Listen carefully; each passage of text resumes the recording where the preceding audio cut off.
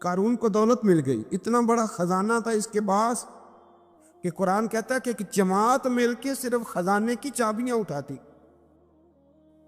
یعنی یہ معاذ اللہ کوئی گپ نہیں، یہ قرآن مجید نے بیان فرمایا کہ ایک جماعت مل کے صرف خزانے کی.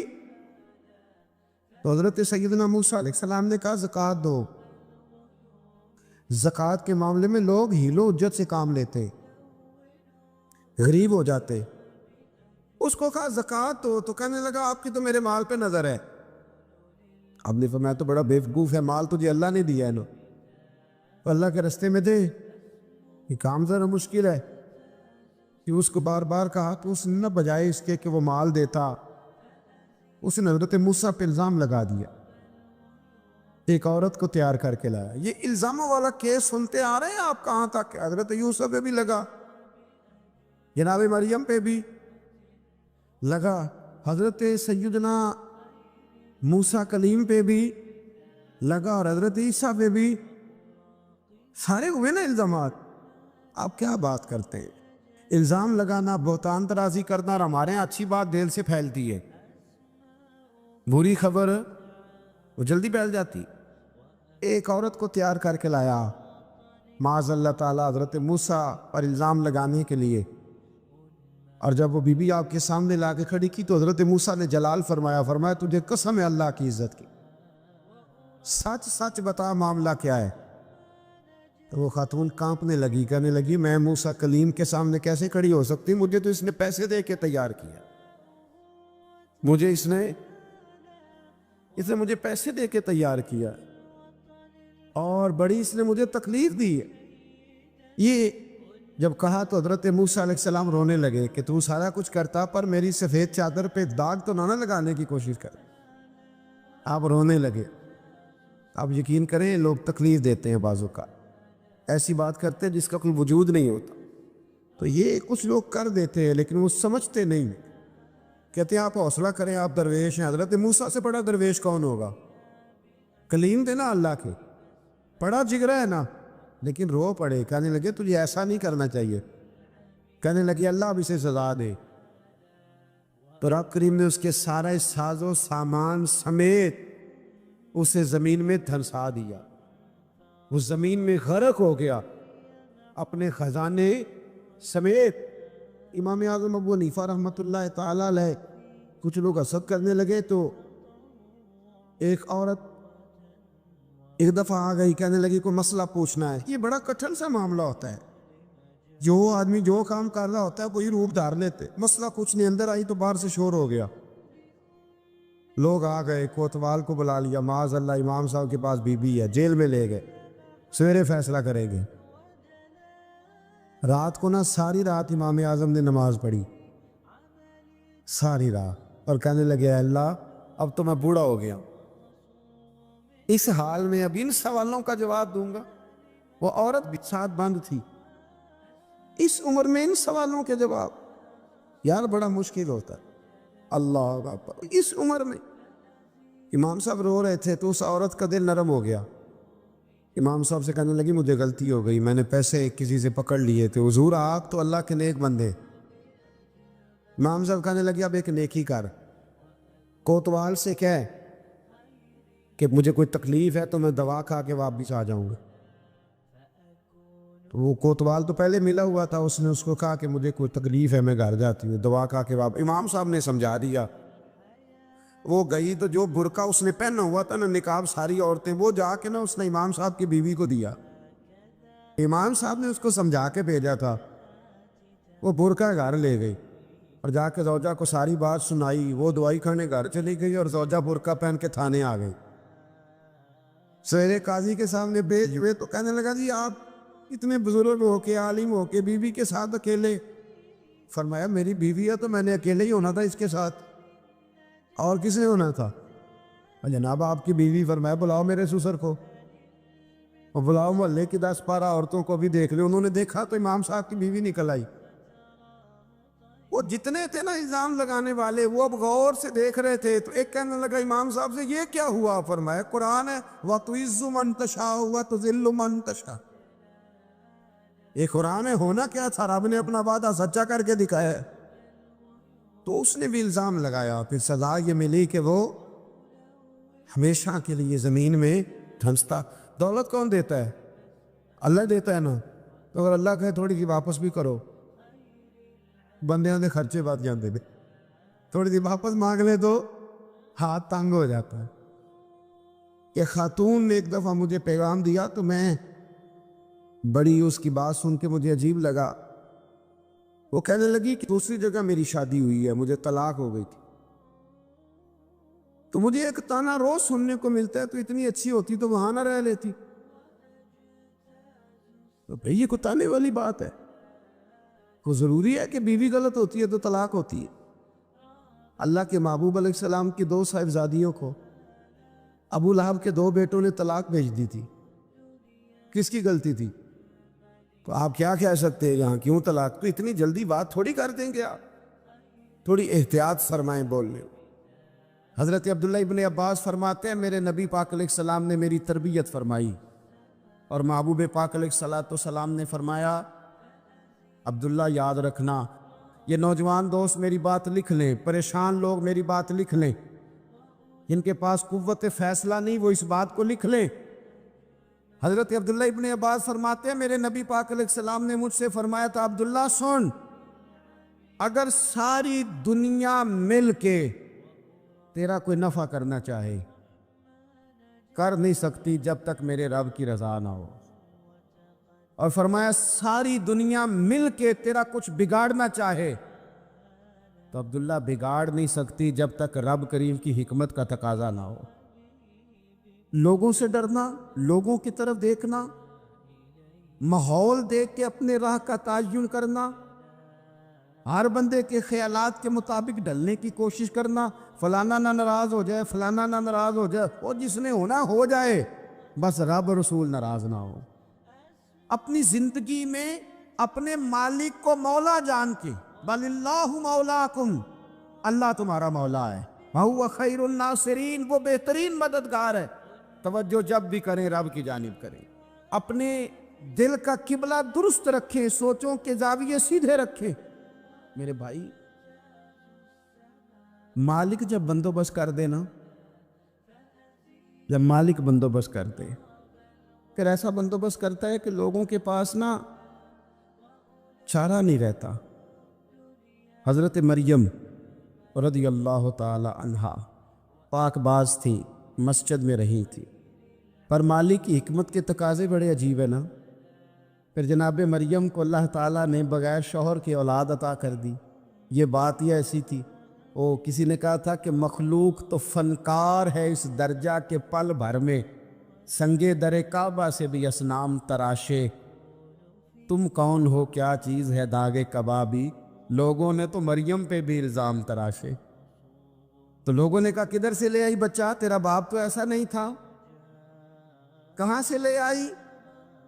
اللہ کرے میں آپ کو سمجھا سکوں، ذرا اپنے آپ کو وہاں کھڑا کریں کہ ایک پاک باز عورت، پاک باپ کی بیٹی، طیب ماں کی بیٹی، اور اللہ کے گھر میں پرورش پانے والی خاتون، ایک وہ وقت اور ایک یہ وقت کہ اس عورت کو کٹہرے میں کھڑا کر کے پوچھا جا رہا ہے کہ معاذ اللہ تیری گود میں بچہ جائز نہیں ہے، کہاں سے لائی ہے؟ اب خود سے صفائیاں بندہ کتنی کو دے، کتنی کو وضاحتیں کرے۔ اور میں نے تو اپنی زندگی میں دیکھا ہے زیادہ وضاحت دینے والے کو بھی لوگ جھوٹا سمجھنے لگ جاتے ہیں، زیادہ وضاحت دینے پر بھی لوگ کمزوری کا اظہار سمجھتے ہیں کہ کمزور پڑ گئے۔ آپ صلح کی کوشش کرتے ہیں، سامنے والا بزدل سمجھ لیتا ہے، زیادہ وضاحتیں بھی کمزور کر دیتی ہیں۔ اب حضرت مریم کو کٹہرے میں کھڑا کر کے کہا بچہ کس کا ہے؟ تو پھر خدا بندوبست جب کرے، اللہ جب مددگار ہو، تو پھر حضرت مریم کی گواہی درختوں سے نہیں دلوائی، اس نے پتوں سے نہیں دلوائی، پھر فرشتے نہیں بھیجے۔ حضرت مریم کہنے لگی مجھ سے نہ پوچھو، وہ جو پنگھوڑے میں ہے اسی سے پوچھ لو، ان سے پوچھو نا، وہ کون ہے پوچھ لو، ان سے کر لو سوال۔ انہوں نے کب پنگھوڑے میں چند دنوں کا بچہ یہ جواب دے گا؟ مددگار تھا رب، ان کی برات کا اعلان کرنا تھا مالک نے، اور جب مالک اعلان کر دے، جب مالک تیری صفائی دینا چاہے، جب مالک تجھے دنیا کے سامنے نکھارنا چاہے تو پنگوڑے میں لیٹے حضرت عیسیٰ بول کے کہنے لگے انی عبداللہ آتانی الکتاب، فرمایا میں اللہ کا بندہ ہوں، رب نے مجھے کتاب عطا کر کے نبی بنا کے دنیا میں بھیجا ہے، میں اللہ کا بندہ ہوں، کتاب لے کے آیا ہوں، نبی بن کے آیا ہوں۔ پھر پنگوڑے سے اعلان ہو گیا، پھر بچہ بول پڑا، اور یہ ایک دفعہ نہیں بات ہوئی۔ یہ بنی اسرائیل میں ایک جریج نام کے شخص بھی تھے جو نماز پڑھ رہے تھے، بعض نے لکھا ہے نفل نماز تھی، اماں نے پکارا تو آئے نہیں، تو ماں کے منہ سے نکل گیا تو اتنی دیر تک مرے گا نہیں جب تک کسی بے حیا عورت کا منہ نہ دیکھ لے۔ تو وہ عبادت گزار تھے، لیکن لوگوں نے ان کی عبادت، ریاضت، پرہیزگاری کو نہیں دیکھا، بس ایک عورت کو بھیج کے الزام لگوا دیا۔ وہ عورت آیا جایا کرتی تھی، اب آ جاتی ہیں عورتیں، مسئلہ پوچھنے کی نیت سے بھی آ جاتی ہیں۔ ماحول میں کچھ جگہ ایسی بھی ہیں جہاں عورتیں دم کرانے کے بہانے آ جاتی ہیں۔ وہ خاتون آتی جاتی تھی اس خانقاہ پہ، آستانے پہ، یہ بخاری میں موجود ہے، پھر اس نے کہا میری گود میں جو بچہ ہے یہ انہی کا ہے۔ مجھے بتائے کیسے بندہ وضاحت دے؟ حالات خراب ہو گئے، لوگ کٹیا جلانے لگے، ماحول اور طرح کا بن گیا۔ میرے نبی پاک علیہ الصلوۃ والسلام فرماتے ہیں پھر اس رب کے بندے نے کہا مالک تو کریم ہے، تیری مشیت کا تقاضا آیا جو میری ماں نے جملے بولے تھے، اور اب میں وضاحت دینے کے قابل نہیں رہا، اب تو ہی کرم کرے گا تو دروازہ کھلے گا۔ تو وہ چند دنوں کا بچہ پنگوڑے میں بول کے کہنے لگا میں اس درویش کا نہیں، میں تو فلانے چرواہے کا بچہ ہوں، وہ جو بکریاں چراتا ہے۔ رب کی مدد کو پکاریں، اپنے ساتھ اپنے مالک کی مدد کو شامل کریں، تھوڑے رزق پر بھی گزارا اچھا ہونے لگ جائے گا۔ سارے لوگ آپ کو گرانے کی تدبیریں کر رہے ہوں گے اور مالک آپ کو عزتیں عطا فرما دے گا، اس کی بارگاہ سے حکمت کا تقاضا اور ہو جائے گا۔ ہم نے ساری زندگی لوگوں کو راضی کرنے میں گزار دی، ساری زندگی بڑھاپا آ گیا بچوں کو پالتے، اور بچوں نے آخری عمر میں کہہ دیا ابا اگر کوئی ڈھب کا کام کر لیتے تو آج ہمارے دن بھی پھر نہ جاتے۔ ساری زندگی گزار دی بہن بھائیوں کو راضی کرنے میں، ساری زندگی گزار دی ذمہ داریاں اٹھانے میں، ان کو 99 دفعہ دیا، ایک دفعہ نہیں دیا تو انہوں نے کہہ دیا تو نے تو کبھی دیا ہی نہیں، تو تھا ہی نہیں۔ ساری زندگی محلے داروں، علاقے والوں کو راضی کرنے میں گزار دی۔ اور میں نے ایسے لوگ بھی دیکھے دین کے لیے وقت گزارا، لیکن جب بڑھاپے میں دانت کام نہ کرتے تھے تو وقت کے مفتیوں کو بھی مسجدوں کی کمیٹیوں نے کہہ دیا اب آپ کی سمجھ نہیں آتی، ہم نے خطیب کو یور رکھنا ہے، نہ دیکھو دنیا کی طرف، دنیا رلا دیتی ہے، نہ راضی کرو بندوں کو، بندے تھکا دیتے ہیں، نہ پیچھے بھاگو ہر وقت دنیا داروں کے، یہ انسان کو کمزور کر دیتے ہیں۔ وہ تو کریم ہی بڑا ہے، 2 آنسو زمین پر بعد میں گرتے ہیں، بندے کے گناہ سارے پہلے معاف فرما دیتا ہے۔ اللہ کی مدد کا حصول، اپنے مالک کی مدد کی طرف بڑھنا، آپ کو بدر کی جنگ بھی یہی درس دے گی، آپ کو احد کا میدان بھی یہی سبق دے گا، فتح مکہ بھی یہی سبق دے گا۔ میرے دوستو جب رب مدد فرمائے، جب اللہ مددگار بنے، دوستوں سے ایک بات اکثر کرتا ہوں، میں کہتا ہوں کہ جتنے درد سے آپ امیر کو اپنی کہانی سناتے ہیں نا، اور جس طرح آپ کے آنسو بات کرنے سے پہلے گر جاتے ہیں کہ غریب ہیں، بچیاں ہیں، کاروبار نہیں، او میرے سنگیو، اس سے آدھے آنسو اپنے رب کی بارگاہ میں بکھیرو، اس کے حضور عرض گزار ہو جاؤ، اس سے طلب کرو۔ ایک وقت انسان پر زندگی میں ایسا آتا ہے کہ اسے یوں محسوس ہوتا ہے کہ میرا سایہ بھی ذرا سا پیچھے ہٹ گیا ہے، اسے یوں لگتا ہے کہ میں کسی سہارے پہ ہاتھ ڈالتا ہوں تو وہ بھاگ جاتا ہے مجھ سے، لیکن مالک کی بارگاہ ایسی عظیم بارگاہ ہے، رب رسول کے آستانے اتنے بڑے ہیں کہ آپ جب وہاں کشکول طلب دراز کرتے ہیں تو جھولی پھیلانے میں دیر لگتی ہے، ان کو بھرنے میں تو کوئی دیر نہیں لگتی۔ ہم نے اپنا سوچ کا قبلہ ہی دنیا کو بنا لیا ہے، یہ جو اللہ والوں کی مدد ہے یہ تو ہے نہیں، اللہ ہی کی مدد ہے۔ لیکن یہ جو سیٹھوں کی طرف توجہ کرنا، نوابوں کی طرف توجہ کرنا، دنیا داروں کی طرف توجہ کرنا اور اپنا مزاج اس طرح کا بنا لینا، یارو گردن کو جھکا دیتا ہے خیرات کا پتھر، جہاں میں مانگنے والوں کے سر کبھی اونچے نہیں ہوتے۔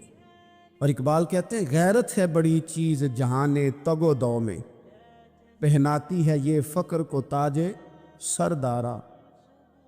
میں عرض کروں گا کہ اپنی آپ جب توجہ کا قبلہ اللہ رسول کو بنائیں گے تو رب فرماتے وَيَرْزُقْهُ مِنْ حَيْثُ لَا يَحْتَسِبُ، میں نہ تجھے وہاں سے رزق دوں گا جہاں سے کبھی تیرا گمان بھی نہیں گیا ہوگا، یہاں سے بھی مل سکتا ہے، تو نے سوچا بھی نہیں ہوگا۔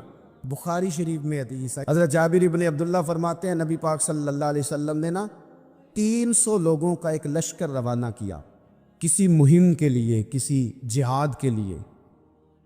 حضرت ابو عبیدہ بن جراح رضی اللہ تعالیٰ عنہ امیر لشکر تھے۔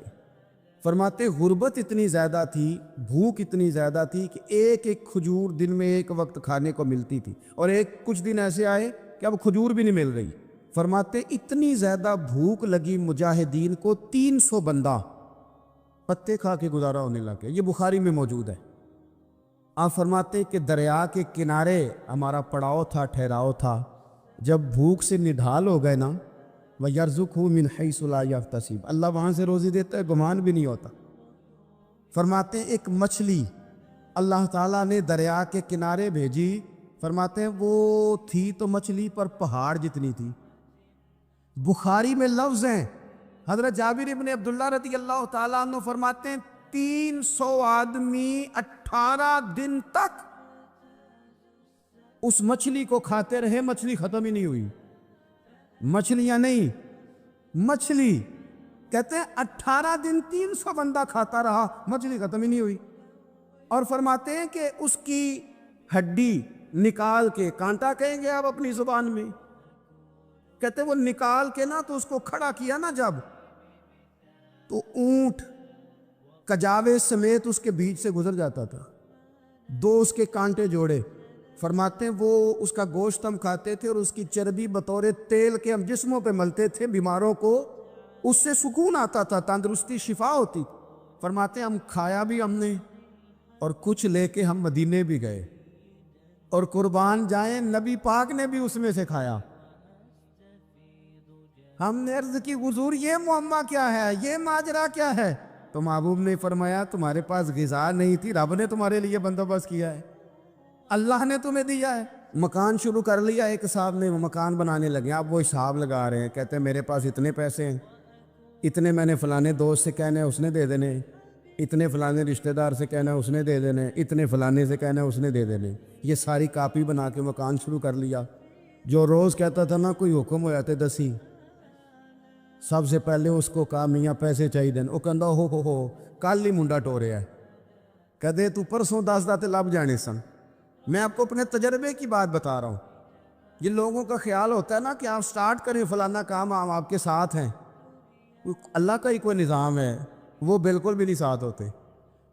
لیکن ایسا نہیں ہے کہ کوئی ساتھ نہیں ہوتا، اللہ تعالیٰ بڑے اسباب پیدا کرتا ہے، وہاں سے دیتا ہے جہاں سے گمان بھی۔ ہمارا یہ ذہن بن جاتا ہے ہم ساری اپنے حساب سے چلتے، اتنے رشتہ داروں سے، اتنے کون آپ کے ساتھ چلے گا، سوال ہی نہیں پیدا ہوتا۔ یہ سارے کام چھوڑ کے سب سے پہلے 2 رکعتیں پڑھو، اپنے رب کی بارگاہ میں، رسول کائنات کی بارگاہ میں گزارشات اور استغاثے پیش کرو، وہاں سے خیر طلب کرو۔ دنیا دار کیا دیں گے، کیا دے سکتے ہیں، کیا حیثیت ہوتی ہے کسی؟ اللہ کہتا ہے وہاں سے دوں گا۔ تو جو اللہ مال دے وہ لینا چاہیے کہ رشتہ داروں کا مال دیکھنا چاہیے؟ جو اللہ دے وہ لینا چاہیے کہ سیٹھوں نوابوں کی جیبیں دیکھنی چاہیے؟ جو اللہ دے وہ قبول کرنا چاہیے یا دیکھنا چاہیے کون سا آدمی کہاں پہنچ گیا؟ چھوڑو، اپنی مٹی پہ چلنے کا سلیقہ سیکھو۔ کسی کے سنگ مرمر پہ چلو گے تو پھسل جاؤ گے۔ مدد اللہ سے چاہیں، اپنی توجہات کا مرکز رب رسول کی ذات پر بنائیں، پھر آپ محسوس کریں گے کہ بڑی جلدی اللہ تعالیٰ کی مدد آنے لگی ہے۔ کبھی آپ صرف کہہ دیں نا میرا رب میرے ساتھ ہے، اس لفظ میں اتنی طاقت ہے کہ دشمن ویسے زہر ہو جاتا ہے۔ زندگی میں کسی سے بھی لڑائی ہو اچھی طرح سوچ لیں کہ اللہ اس طرف ہے یا اس طرف ہے۔ اگر آپ زیادتی پہ ہیں تو پھر رب مظلوم کی جانب ہے۔ اگر اللہ کی مدد آپ کے ساتھ ہے تو دنیا کی کوئی طاقت آپ کو گرا نہیں سکتی، اور اگر آپ مظلوم کے مقابلے میں ظالم بن کے آپ کھڑے ہو گئے ہیں اور آپ نے رویہ وہ اختیار کیا ہے کہ جس میں مدد نہیں آئے گی، تو پھر یاد رکھ لیں کہ آپ کوئی بھی ہیں، کہاں بھی ہیں، آپ کمزور ہیں۔ طاقتور تھے ابتدائے اسلام میں، ظاہری طاقت تھی کفار مکہ کے پاس، وہ ڈنڈوں سے مارتے تھے غریبوں کو، ان کے ہاتھوں میں ڈنڈے تھے، پر خدائی طاقت ان مظلوموں کے ساتھ تھی۔ صاحب زرقانی نے لکھا ہے، حضرت زنیرہ رضی اللہ تعالیٰ عنہ ایک لونڈی ہے، غریب ہے، ماڑے دا کی کام محمد نس جانا یا رونا، غریب سادی بی بی اور لونڈی کنیزہ، ایک مشرک کی کنیزہ تھی، انہوں نے کلمہ پڑھ لیا، وہ ڈنڈوں سے مارتا، دروں سے مارتا، تکلیف دیتا۔ حضرت زنیرہ رضی اللہ تعالیٰ عنہ کو اتنا مارا، اتنا مارا۔ اب آپ ایک اور پہلو پر بھی غور کریں، مار بھی پڑ رہی ہے پر خدا ادھر ہی ہے، اللہ کی مدد ادھر ہی ہے۔ رب کہتا ہے کہ پہلے تو صبر کرنا، ان اللہ مع الصابرین، تو صبر کرے گا تو پھر رب کی معیت ملے گی، ذرا ٹھہرنا، تو تھوڑا ڈٹنا۔ ان الذین قالوا ربنا اللہ ثم استقاموا تتنزل علیہم الملائکہ، تو کہے اللہ میرا رب ہے، پھر تو پہلے ڈٹ، پہلے تو نے ڈٹنا ہے۔ ثم استقاموا، جو ڈٹ گیا، تتنزل علیہم الملائکہ، ڈٹنے والے کے لیے مدد آتی، پہلے تھوڑا ٹھہرنا پڑتا ہے، پہلے تھوڑا صبر کرنا پڑتا ہے، حوصلہ کرنا پڑتا، اس کے بعد مدد آتی۔ مار پڑ رہی ہے، مارا جا رہا ہے، حضرت زنیرہ کو ان کا مالک جو ہے ظاہری آقا وہ مار رہا ہے، یہ کنیزہ ہے، اتنا مارا، اتنا مارا، ان کی بینائی چلی گئی، نظر آنا بند ہو گیا۔ ابو جہل آیا اور کہنے لگا زنیرہ دیکھا نا ہمارے بت تیری آنکھیں لے گئے، معاذ اللہ، لات و منات ہمارے بتوں نے تجھے اندھا کر دیا۔ اب ایسا نہیں ہے کہ بی بی روتی جا رہی ہے، روتی جا رہی ہے، مایوسی مایوسی، معاذ اللہ، پریشانی، غریبی بڑی ہے، پوچھنے والا کوئی نہیں، یہ باتیں نہیں۔ کیا جملے ہیں خاتون کے، کیا لفظ ہیں۔ ابو جال نے تنزیہ کہا، معاذ اللہ، کہنے لگا دیکھا نا ہمارے بتوں نے تجھے اندھا کر دیا۔ تو جناب زنیرہ آنکھوں کی بینائی گئی ہے، رات کو گئی ہے، دکھ ابھی تازہ ہے، لیکن اللہ پہ جو توکل ہے، اپنے مالک سے جو رشتہ ہے وہ اتنا مضبوط ہے، اتنا طاقتور ہے، اس میں اتنی گہرائی ہے کہ حضرت زنیرہ بول کے نا اتنی قوت سے بولی، اتنی طاقت سے بولی کہ پورے کفر پر لرزہ طاری ہو گیا۔ فرمانے لگی تمہارے بتوں کی کیا اوقات ہے کہ میری بینائی لے جائیں، یہ میری رب کی حکمت کا تقاضا ہے۔ جب تک اس نے چاہا زنیرہ دیکھتی رہی، اور جب اس نے چاہا زنیرہ کی آنکھوں کی بینائی چلی گئی، اور اگر وہ چاہے گا نا تو بینائی واپس بھی کر دے گا۔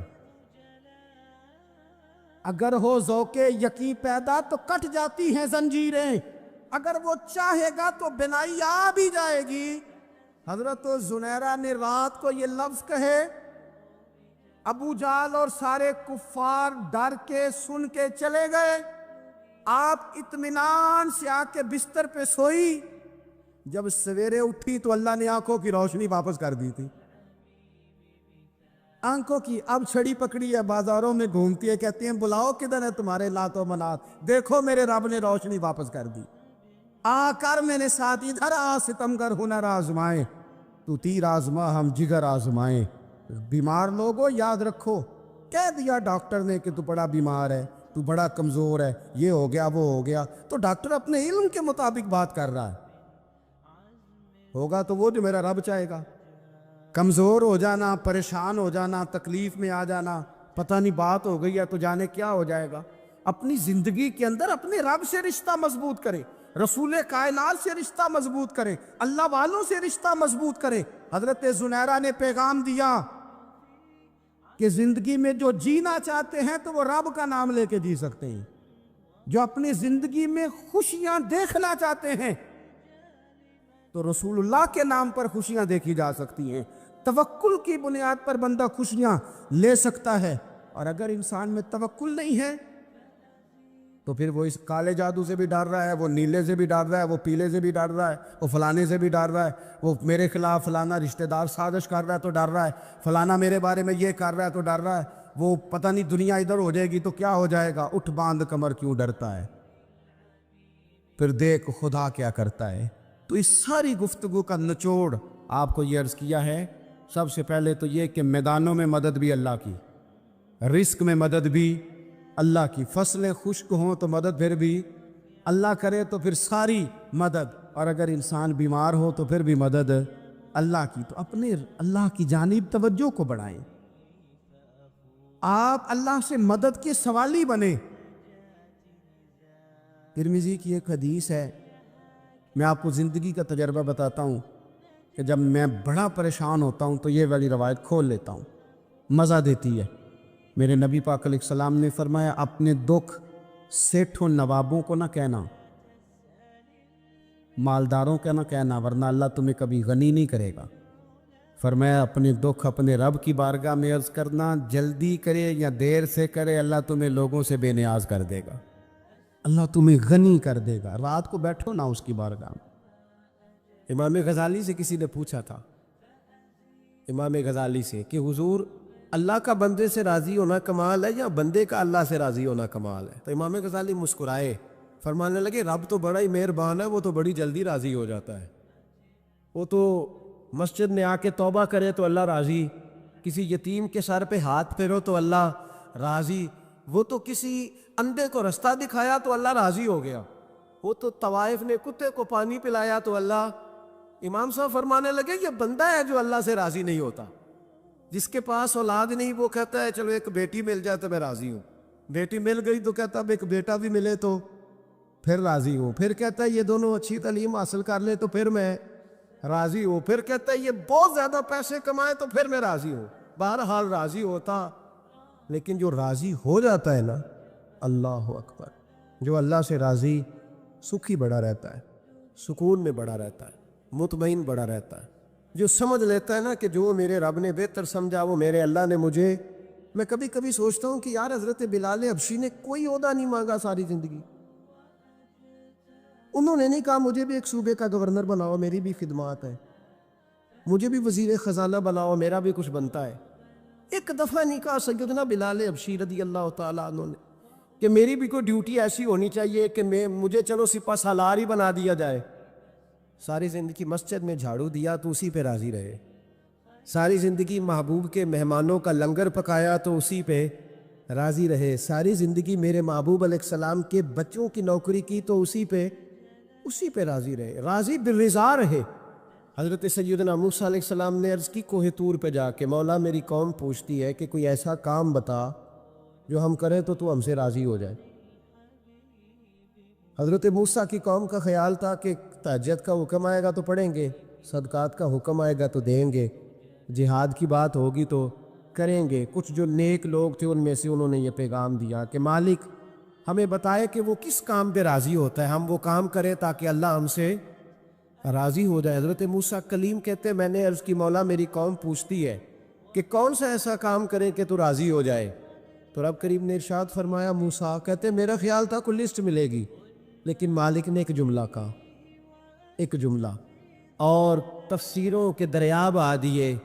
عرش کے مالک نے فرمایا موسیٰ ان سے کہو جا کے کہ وہ مجھ سے راضی ہو جائے, میں ان سے راضی ہو جاؤں گا, مجھ سے راضی ہو جائے. بندے اللہ سے راضی ہی نہیں راضی ہوتے, اللہ کی رضا پہ راضی رہیں, مالک کے فیصلوں میں اپنے دل میں کوئی بوجھ محسوس نہ کریں, اپنی زندگی اللہ کے فیصلوں. دیکھیں نا, جو ماں باپ اللہ نے بڑے اچھے سمجھے وہ ہمارے لیے پسند کی, وہ اللہ نے ہمارے لیے جو اس نے ہمارے حق میں بڑے, جو بہن بھائی, اللہ کرے آپ کو سمجھ آئے, جو بہن بھائی اس نے ہمارے حق میں بڑے اچھے سمجھے وہی بہن بھائی اس نے ہمیں عطا کیے. جس بیوی کو اس نے ہمارے گھر کے گلشن میں بہتر سمجھا اس کو لا کے اس نے ہمارے آنگن میں بٹھایا, اور جو اولاد اس نے ہمارے لیے باعث افتخار سمجھی وہ اولاد اس نے ہمیں عطا فرمائی۔ حضرت نوح علیہ السلام کا بیٹا کافر ہو گیا، پر کسی جگہ انہوں نے شکوہ نہیں کیا کہ مالک یہ کافر کیوں ہوا۔